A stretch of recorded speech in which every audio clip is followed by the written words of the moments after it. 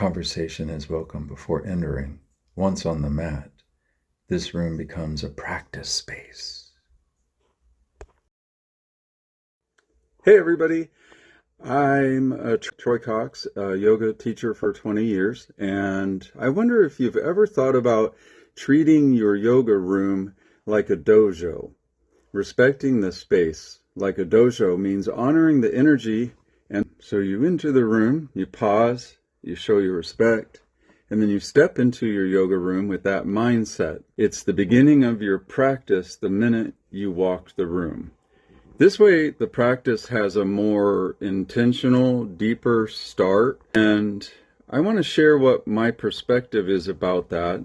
That's shaped how I think about the yoga room. When I was a kid, I was trained in karate in Japan, in the dojo. Once you entered the space, you showed your respect, and you didn't talk.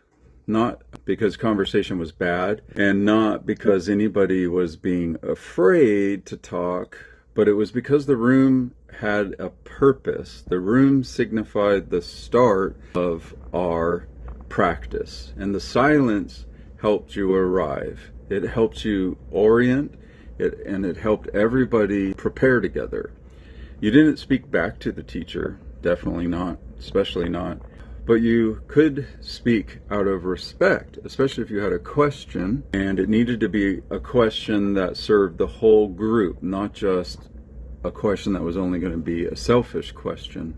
And I've always carried that framing with me into my yoga practice.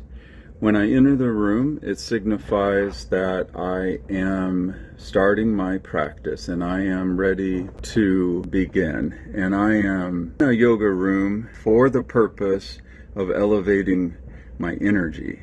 The lobby is a great space for people to enter differently and to do your socializing.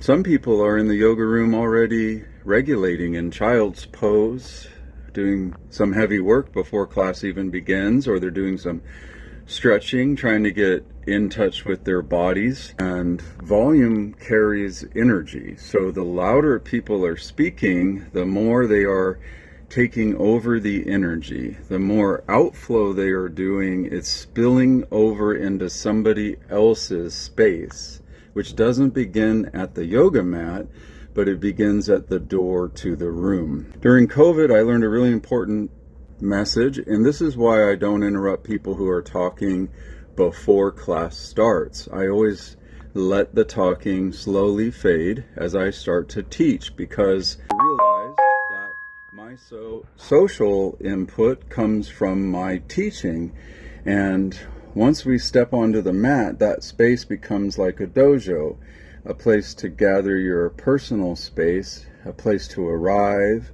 a place where silence isn't empty, but it's energetic. And it's not about following any kind of rules or signs on the wall, but it's about just mutual respect for the work we're doing together.